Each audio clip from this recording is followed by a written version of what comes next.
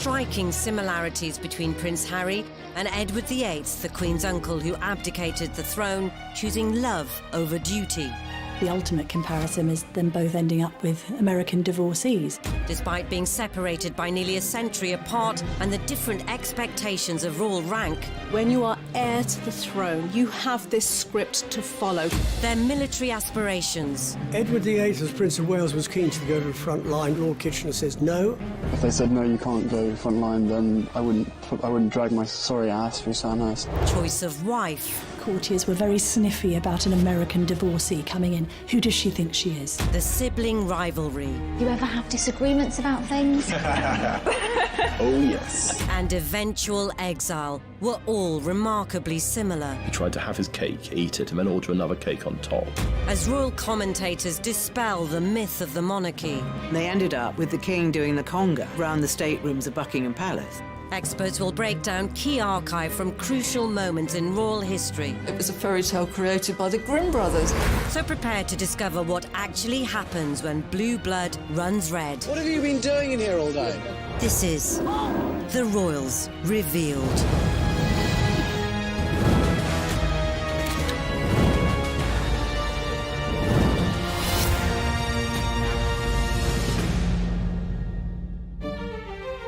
In this episode, we'll reveal how Prince Harry and Edward VIII's lives mirrored each other's, Those major royal players trying to find a solution to a constitutional crisis. why both royals were labelled the party princes, They put the gramophone on, pushed back the carpet and cut a row. Could be playing music till 6, 7 in the morning. At the time, the most controversial aspect of that story was that the bodyguard was in the jacuzzi with him. People wondered how on earth he would be able to reach his weapon in time. how love ultimately conquered royal duty, She did cue him in for the kiss, and I loved the way that it was a bit of a Hollywood kiss. Good for them, where it's what they normally do with a screen kiss. It's not actually on the mouth, it's on the lower lip. George V, when he was introduced to Wallis Simpson for the first time, was so appalled by seeing his son, Prince Edward, associating with a married woman, that he shouted, "That woman in my own house!" And what does their exile say about our royal family? In the presence of the Queen, you're not really going to have people mouthing off and effing and blinding. No one person changes the monarchy.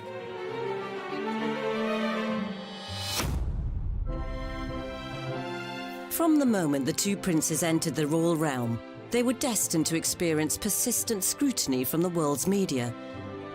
Royal children have always been exposed to prying cameras, whether it's paparazzi or whether it's staff cameramen belonging to newspapers. We had that very famous photograph of Harry sticking his tongue out at photographers. Photographers are not always kosher. They egg on. For example, Harry only stuck his tongue out because the photographers were doing exactly the same. The uneasy relationship with the press continued into Harry's adolescence. Lots was written about Prince Harry's teenage years being that of a royal rebel. He was a playboy prince as far as the press was concerned. There was a bit of that. There was obviously the legendary cannabis smoking and Club H, which was Prince Harry's sort of social scene at Highgrove. And what we saw was Harry falling in and out of nightclubs, sometimes a little bit inebriated, on the odd occasion lashing out at paparazzi. All of these things are damaging perhaps to a certain extent for the monarchy, but actually, interestingly, endeared the public to Prince Harry because there was this sense that he was just a normal lad trying to let off steam.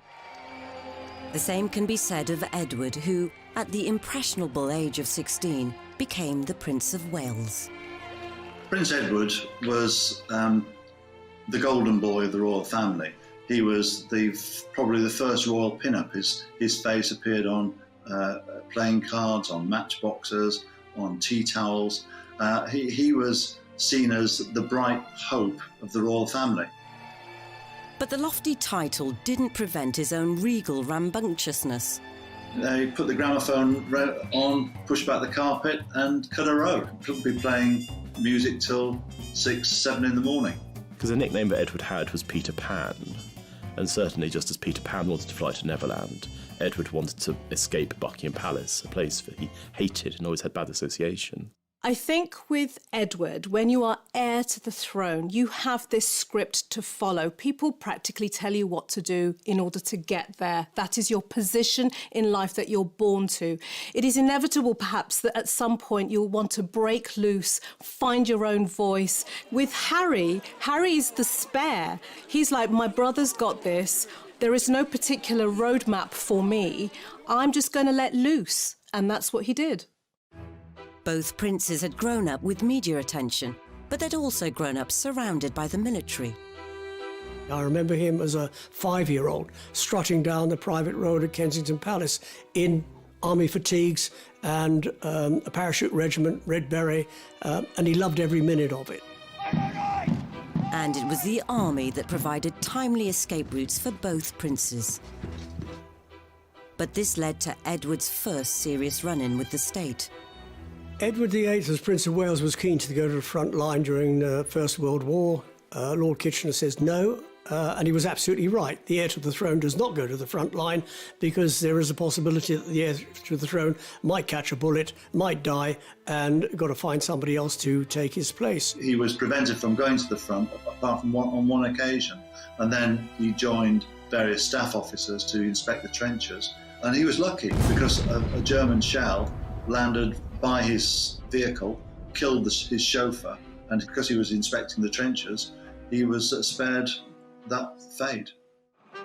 As Harry ascended through the ranks, the fighting on the front line debate once again reared its royal head. If they said no, you can't go front line, then I wouldn't drag my sorry ass through Sandhurst, and I wouldn't be where I am now, because the last thing I want to do is have my soldiers sent away to Iraq or wherever like that, and for me to be held back home, twiddling my thumbs, thinking, well, what about David? What about Derek? You know. Something about joining the army gives you that self-discipline, camaraderie, focus, and a meaningful existence of your own. So you're not being told what you're going to join and be part of something. His earlier exploits were all but redeemed, until he swapped fatigues for his birthday suit. As what happened in Vegas definitely didn't stay in Vegas. At the time, the most controversial aspect of that story was that the bodyguard was in the jacuzzi with him. People wondered how on earth he would be able to reach his weapon in time, if I can put it like that, to protect Harry in his time of need. After getting caught playing strip pool in his VIP suite, the posturing prince went on an apology offensive. It was probably a classic example of me probably being too much army and not enough prince. As they matured into their 30s, it would be time for both Edward and Harry to settle down, though their choice of partners would send the monarchy into turmoil.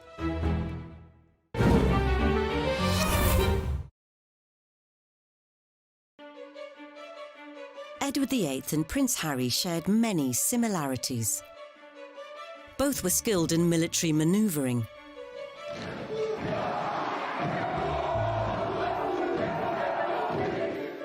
And both men had an eye for the ladies, although their tastes were very different.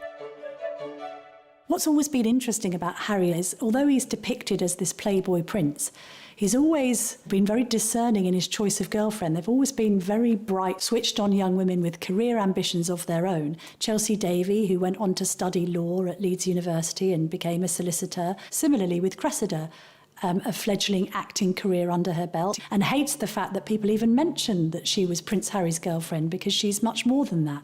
In Edward's case, it's quite interesting to remember the words of his assistant private secretary, Tommy Lascelles, who said of Edward that there was no great romance in his life, and that all he'd had when he was younger was a long series of grand affairs.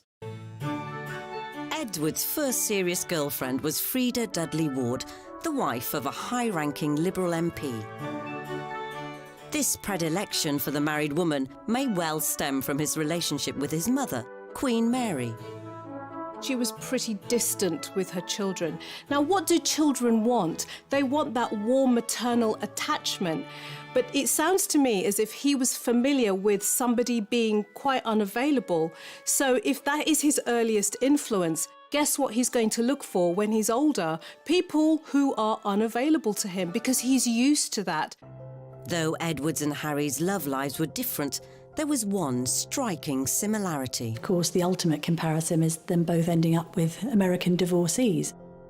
Edward had a steamy chat-up line when he first clapped eyes on Wallis Simpson at a country house party in the grip of winter. He asked her, as an American, did she find the central heating poor in these country houses? And she is apparently alleged to have said, oh, sir, I would have expected something smarter from the Prince of Wales. That's the legend. But if either were getting hot under the collar, there was a problem. It was very much the case that Edward, as the future King of England, would not have been allowed to marry a divorced woman.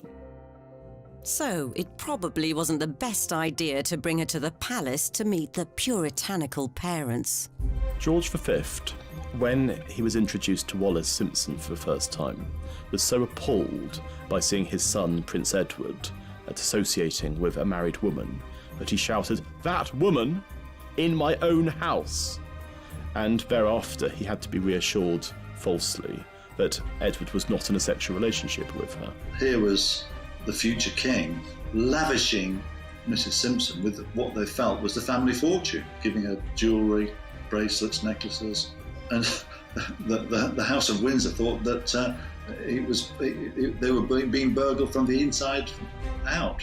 Alec Harding, who was Edward's private secretary, often believed that the stress and misery that George was faced with for having seen his son cohabiting with Wallis was one of the things that led him to an early grave. Harding's theory may well have been correct, as George V died within 2 years, leaving the bewildered new King Edward VIII to address those who are now his subjects. I feel that his death is not only an overwhelming grief to my mother and to us, his children, but that it is at the same time also a personal loss to you all. George V was very reluctant to admit his son, Prince of Wales, into the inner sanctum of monarchy. That is to say, to read the red boxes, all the top secret documents, confidential papers, and so on. So he left the Prince of Wales hanging, and he didn't really prepare him for his future role as king. And George would have been turning in his grave if he'd known who was tagging along at the proclamation. He was quite astonishing to the British aristocracy and squirearchy that here's this woman, this twice divorced American, being allowed into the inner sanctum to watch the accession of Edward VIII at St James's Palace. Yet, for the British public, she remained a mystery. There are pictures taken of her next to Edward, and most of the papers owned by Lord Beaverbrook, the proprietor of the Express and the Evening Standard, either cut her out altogether or referred to her simply as Edward's friend. Unfortunately for Harry, there was no such censorship when Meghan came on the scene in 2016.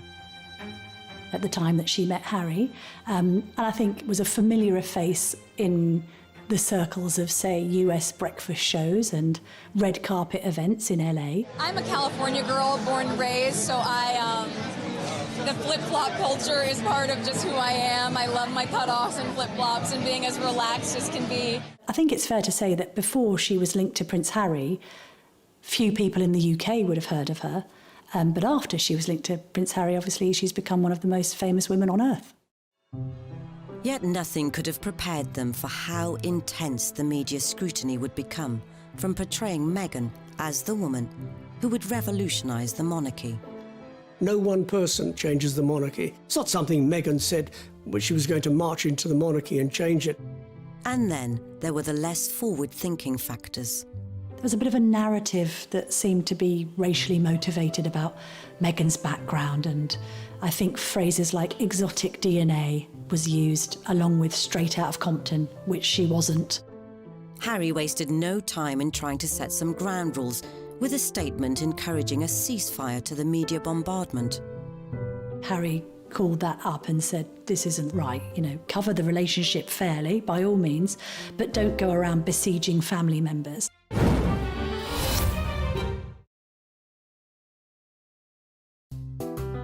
As the prince protected his partner, 80 years earlier, the new king managed to get away to the Dalmatian coast with his. In the summer of 1936, they took a cruise on a boat called the Narlin, which travelled throughout Europe. And there are pictures of the American media with fairly straightforward headlines about the king and his mistress. And none of this made it into the British papers at all. And the continental press had a field day, with one candid snap in particular. We've got one key gesture here, and that is that she's putting her hand on his arm, which you don't do to royalty, but it's the way that she's doing it. She's using not just a loving hand gesture, it's a restraining movement. It's all about power and control. It's quasi-parental. She's put her hand on his arm with the fingers straight, and it's a kind of a stop, restrain, control movement. Not just control over him. It would make her look like a very self-controlled woman as well, because there's a little sideline on this gesture, which is that not only has she got her hand on his arm, she's got her handbag hanging from her thumb. Now, that would only be somebody that was completely confident, completely in control and knew what they were doing. It's not something many people could pull off. The press took that as a signal to talk about the relationship with Wallis. And it came as a complete shock to the British population. The press were duly dispatched to Wallis's residence, which was enough to send her fleeing to France, so the couple began writing to one another. Wallis used a word called enum, which she used in her letters to Edward, and enum essentially meant frightened and scared. And in one letter that she wrote Edward, she said, "When the two of us are together, I feel that we can just about bluff it out, but when I'm on my own, I feel terrified and I feel inadequate."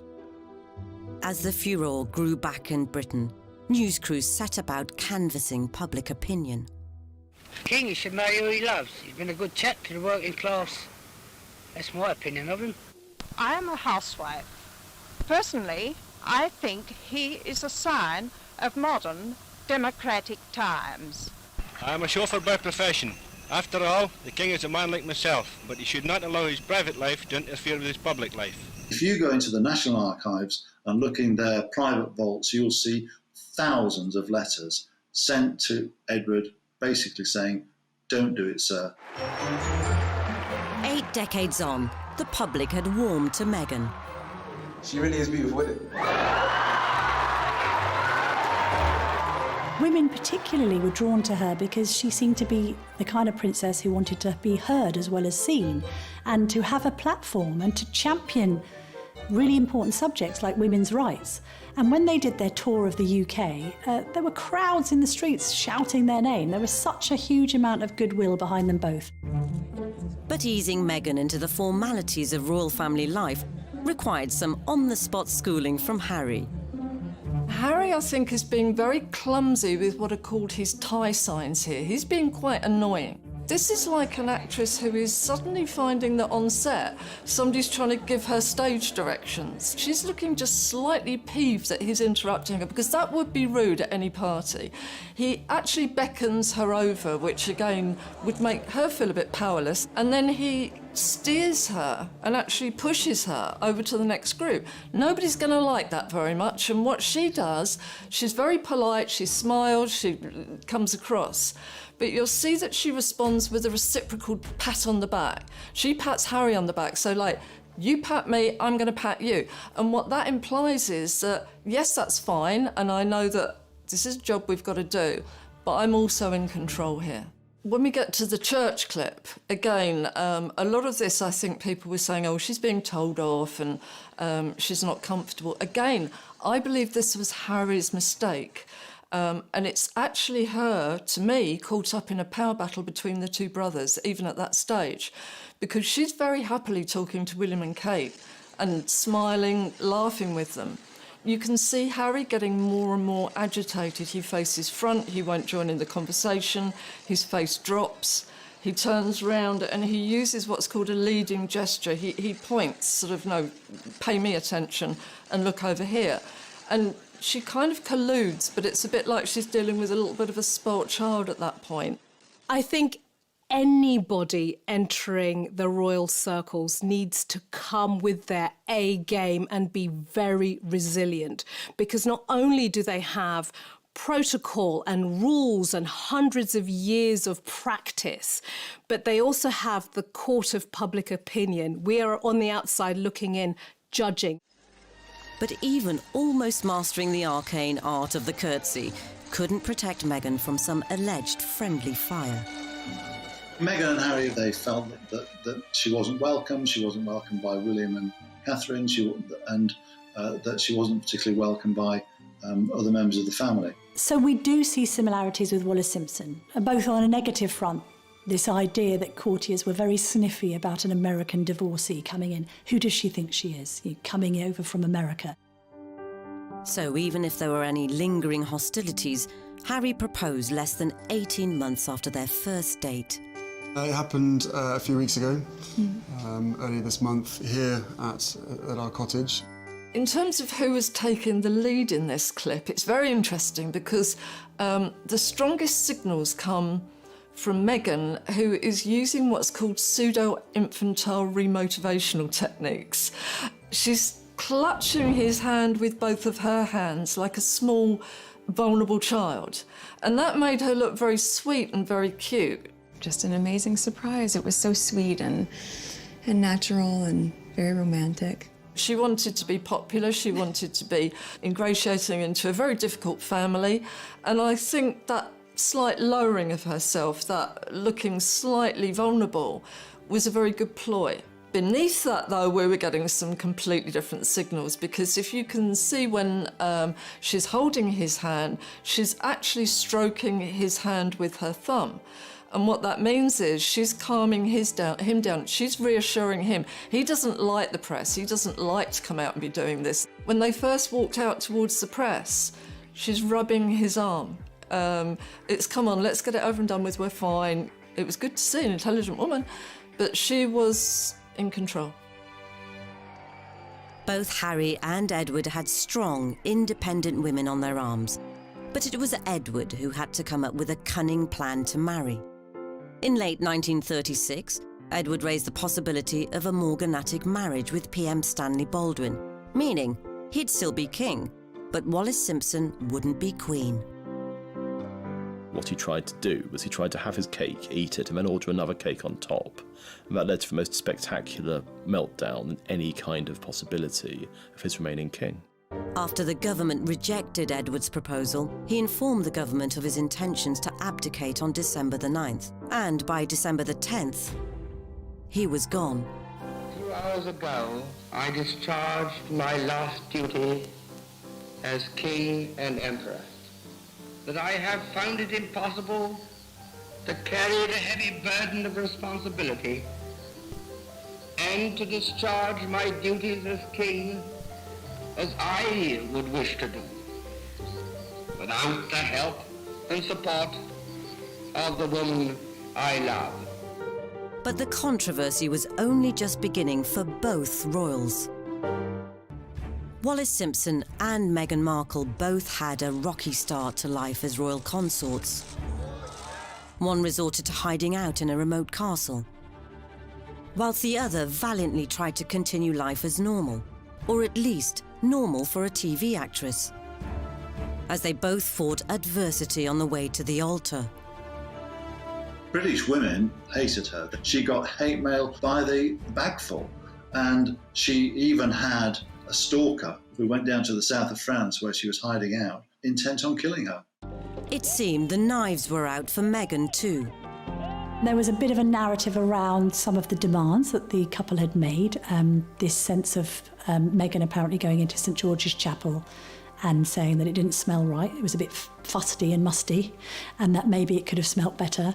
Other stories then emerged of Prince Harry effectively telling, we think, one of the Queen's most senior aides what Meghan wants, Meghan gets. It's kind of set a narrative around a couple who were being quite demanding. Wallis had also tried to take control. Wallis Simpson got divorced in October 1936. Her divorce was technically illegal because it involved all of these various things, such as collusion with her husband Ernest. and it's almost certain that Ernest was paid off in order to allow the divorce to take place. So you have to imagine that Wallis, as a divorced woman, was actually in a rather odd position because her decree nisi didn't come through until April 1937. A fortnight later, George VI had been officially crowned. And with Edward VIII downgraded to the Duke of Windsor, the former king could formally seal the deal. But his wedding was unlike any royal nuptials before or since. The king and the commoner became man and wife. Edward's wedding to Wallis involved around a dozen people. It was being held in France with a vicar who was essentially a publicity seeker, because the Archbishop of Canterbury, Cosmo Lang, who hated Edward, had specifically forbade any kind of formal ceremony taking place under the Church of England auspices. As the aged gatekeeper toasts the newlyweds, the Duke and Duchess appear to have their wedding pictures taken. Here comes the bride to join Edward in the happiest moment of their lives. I love the phrase, the happiest moment of their lives. I would say tell his face that, because, no, what we're seeing, not particularly blissful, I'm afraid. They present, they stand there very nicely, they smile from the cameras, but again, Edward uses this Windsor male habit of anxiety rituals, and you can see him with the tie, and even more tellingly, when he's facing the cameras, you can see the muscle working away on the side of his cheek. So he was tense and impatient. What I find really telling, though, is when they finish doing the photographs and walk away, she just goes off up the stairs by herself and almost back into this kind of social role with the other people that are up there. And he's left to kind of go round behind them and just stand there. You'd expect them to be welded together at this point. This is their wedding day, the clue's there. And yet she seems more like hostess socialising, but not with him. By the time that they married in the summer of 1937, Edward and Wallis had been the most famous couple in the world. Yet there's an absence of joy. And so if you look at Harriet and Meghan's wedding, and the obviously joyful occasion that was, it was in stark contrast to what had happened 75 years before. A new royal couple, a new chapter, and after the intimacy of the marriage vows, a place on the world stage. When they came out of the church, I think probably the most normal, happily in love couple that we've seen in the royal family, really. I mean, he showboated to the crowds out there. He looked immensely happy, which was very good. I think, you know, he probably, again, it had been a very tense build-up to the wedding for him, but we got, I think, the old impish Harry came back at that point. She did cue him in for the kiss, and I loved the way that it was a bit of a Hollywood kiss. Good for them, where it's what they normally do with a screen kiss. It's not actually on the mouth, it's on the lower lip, and that means you don't mess the makeup up and everything. So I think they've done a bit of rehearsing why not. In a rare triumph over the prying press, Harry and Meghan managed to keep their honeymoon destination a secret. Whilst Edward and Wallis openly tested the waters of public opinion around Europe. As the European honeymoon of the American-born Duchess and her royal-born bridegroom draws to a close, they still occupy the center of the stage as the King and Queen of Hearts. Despite the Sussexes' huge popularity all over the world, some areas of the media continued to plague them. Even news they were expecting was seen as fair game for critique. There was so much criticism about Meghan and the way that she kept cradling and holding her baby bum, and I don't know, some people in the press, it's almost like, oh, she's overdoing it and showing it off. So what? No. I think the big problem was that people didn't get that for years and years and years, particularly in the royal family, it was almost seen as a bit obscene when they were pregnant, so they'd end up wearing a bell tent dress, and then suddenly we got a very liberated woman who would wear whatever she wanted to wear, even if it was quite a tight dress, a revealing dress, and constantly cradling the bum. And I would say good for her. She was so clearly in love with her baby bump, which is natural. The trouble is the media seem to have taken offence at this and gone at her quite negatively. and made it out that she was doing something unnatural, abnormal, and almost to the point of heinous. And she wasn't. Lots of mothers do that every day, but they're not in the public eye. And I think for Meghan, it may have been another attempt to other her, put her in a different box. Have you seen the way she's behaving? It's not quite the done thing, although there are loads of examples of Kate doing exactly the same thing. Even the decision to not replicate Harry's own newborn on the hospital steps shot was the subject of scorn. Births, deaths and christenings and weddings have always attracted media attention. The media want them. If they didn't let them in, there'd be a tremendous furore, as we saw with the christening of Archie. Harry and Meghan, they didn't want photographers, and there was a lot of adverse press against them. So, you know, it's a catch-22, isn't it? Damned if you do, damned if you don't. Eventually, enough was enough. And in October 2019, the Sussexes released another statement admonishing foul play. The second press statement was effectively suggesting that there was a vendetta or a campaign against Meghan, and that the media wasn't motivated by the right incentives when covering the Sussexes. And that's then taking the coverage extremely personally and suggesting that you are being treated unfavourably, for instance in the case of Meghan against Kate. Again, there's a short memory syndrome going on, because back in the day when Kate was on the scene, she was being called Weighty Katie. Her and Pippa Middleton, her sister, were called the Wisterias because they were fragrant with a ferocious ability to climb. Short memory or not, Harry and Meghan were on the offensive, and they seemed to be handling it personally. Some of the wording of the second press statement was a bit jumbled and a bit confused. It was also laced with Americanisms, and therefore looked as if it was being written by Meghan directly. And when you've already got a narrative of Meghan driving a wedge and Harry being somewhat under the thumb, that only serves to confirm that theory. Regardless of whether Harry may have been wrapped around Meghan's finger, a couple of months later, everything unravelled. The Duke and Duchess of Sussex have announced that they are carving out what they call a new role for themselves. As like his great-great-uncle before him, Harry chose love over duty. I don't believe for a moment Harry forgot his purpose. I think Meghan suddenly found herself in a goldfish bowl that she didn't want to be in. When it was all kicking off, the Royals did what any family would do. They held a meeting. The summit involved the Queen, Prince Charles, the Duke of Cambridge and Prince Harry. To have those major royal players trying to find a solution to a problem that had been likened to the constitutional crisis, the abdication crisis of 1936. And I think, actually, when I spoke to people afterwards, they did stress that it was all quite cordial and controlled, because in the presence of the Queen, you're not really going to have people mouthing off and effing and blinding. And as the press clamoured for answers, Harry, how are the discussions going on your future? The result was a very public separation, as the Queen reluctantly gave Harry and Meghan permission to slink off to pastures new. Did he do it to protect Meghan, or did he do it because Meghan asked him to? You can't be entirely certain, but one thing you can say is that Meghan has always seemed like a dominant partner in that relationship. Like Wallis, she's somebody who seems to have had a hold over him. And there's a famous line, I don't know if it's apocryphal or not, whatever Meghan wants, Meghan gets.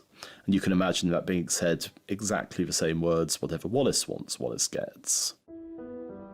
In the aftermath of their abdicating announcements, relationships within Edward and later Harry's immediate family were strained more than ever before.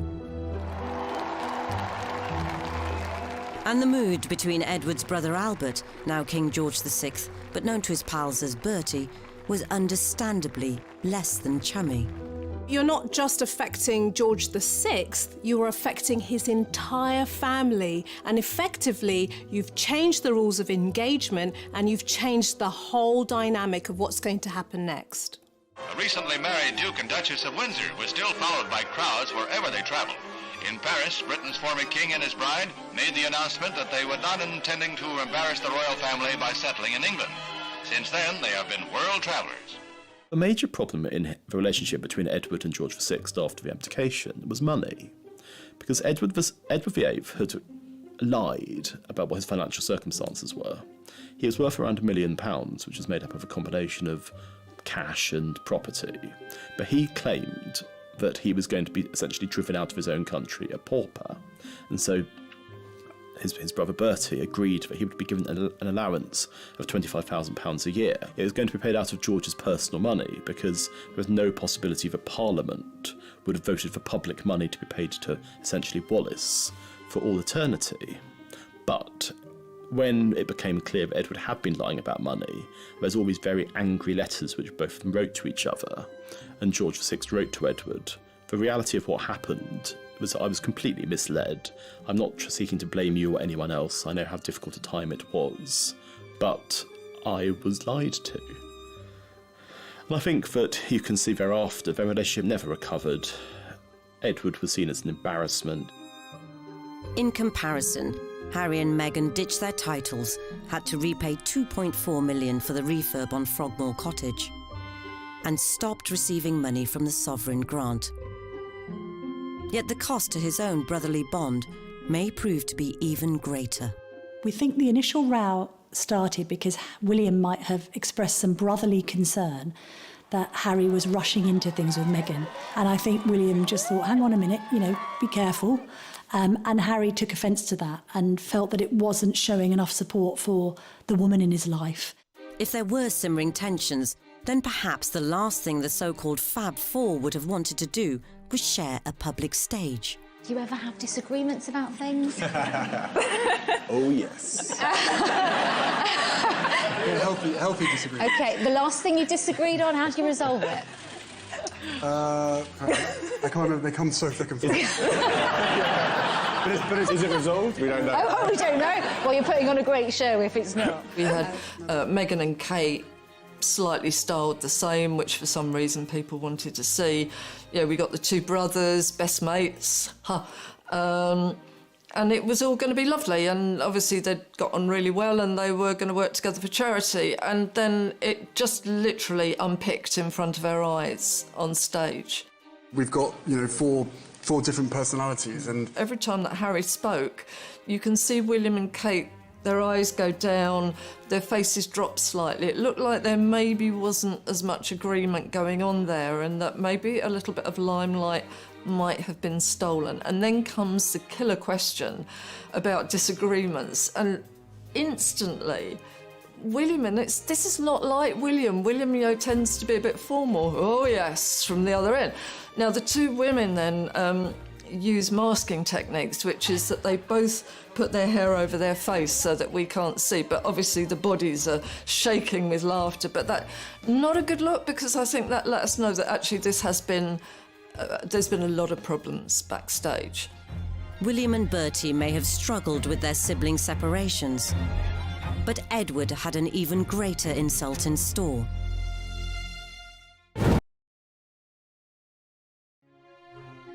In the months following Edward VIII's abdication and Prince Harry's decision to ditch his royal duties, the old enemy, the media, continued to track both men's movements, desperate to know what would happen next. The media have made much of Harry and Meghan stepping down from royal duties and coined the phrase Megxit. Is there any chance that it actually might have been Harry's exit? He might have been the person to make the decision to say, you know what, I want to step away from this and protect my wife and my child. While Harry was being resolute, Edward surrendered to the Nazis, visiting occupied Germany in 1937. He was somebody who did the most stupid things, going to visit Hitler, giving Hitler a Nazi salute, and being received by him in 1937, when Britain was on the verge of war. It was an action that you can only see through the prism of absolute rank stupidity. And he did so in order to show his wife that being an ex-king wasn't too bad. You still had people calling you Your Royal Highness, which they did. All the kind of perks of being royal were transferred to Nazi Germany. And I don't think it's overstating the case to say that Edward's visit to Germany in 1937 was the single worst thing he ever did. The severely agitated king had no option but to put as much distance between Edward and the Third Reich as possible. And only one punishment was deemed severe enough. He sent him to the Caribbean. He was made the governor there. On the one hand, it sounded idyllic. I mean, while his fellow countrymen were suffering rationing and dying in their millions, Edward was having martinis on the veranda with Wallis. But both of them hated it, because they'd liked their life in Paris. They'd seen themselves as being these cultural sophisticates, and now they were on this small island where they had all the money that they could spend, but nothing to spend it on. He used to phone his brother constantly to give him advice, and it got to the point where George VI told the switchboard operator at Buckingham Palace not to let the calls through.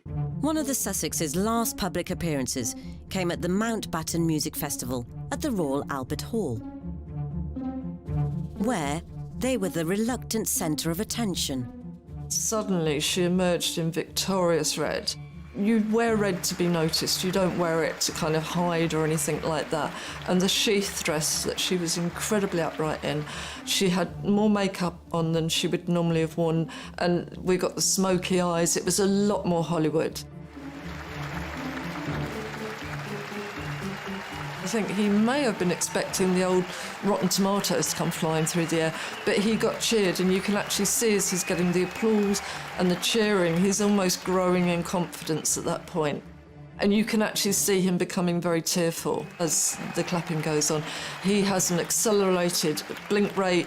You can see him swallowing quite hard, and she kind of pats him to sit down, not because they don't want to be there, but I think he's probably going to dissolve in tears at that point. So I think he was moved and touched. I think they wanted to be there, but I think their worry was that other people didn't want to see them there. Once they found out they were still popular, not a problem. Though the Sussex backstep may not have been as momentous as a king extracting himself from a whole empire, Harry's departure highlights the dilemmas faced by those born to a life in service, and how this can clash with their hopes, desires, and what they believe best for loved ones. They've gone off into the sunset to live in Los Angeles, and I hope they succeed. But he's not got any friends there, and any friends he has made are probably strap hangers. But as they try and settle in the States, are there painful lessons to be learned from Harry's great-great-uncle? The irony is that they had huge potential as a couple to do good as humanitarians, for charities, but they didn't. They spent their lives going from one party to the next, and it was a fairly vacuous life in the end. And with Edward sometimes travelling alone, rumours of marital difficulties surrounded them for the rest of their lives. Who said there was a rift in this fabulous marriage? If this is incompatibility, I'll take some too. There had been rumours about the fact that the two of them were having problems, and they tried to do something that is now very regular with public figures. They tried to disprove those rumours with their body language in a public display of affection. It's gruesome to watch. It's like a baby rejecting food, the turning of the head. And then it gets worse because, you know, he's not going to let her go, and she pulls her head away. You can see her arching her back. It actually looks as though she's kind of repelled by him. It's awful, absolutely awful. As Harry and Meghan pursue a progressive new role, only time will tell how much or how little we will continue to see of them. I think that the major difference between Harry and Meghan and Edward and Wallis is that Harry has been somebody who's much more attuned to popular feeling than Edward ever was. I know that some people in Britain are glad to see the back of them because they don't think that they've behaved well, but there are others who thought, fair play, you're prioritising your immediate family and you want to do things differently and you want to make some money, go and do it. I see their mission far more rewarding, ultimately, than that of Edward and Mrs. Simpson. Whatever their future holds, one thing is clear. If Harry is to ensure he won't end up languishing in another country like Edward did, he must find a new sense of purpose and maybe, just maybe, tone down his vitriol against the press if one day they return to frontline royal life.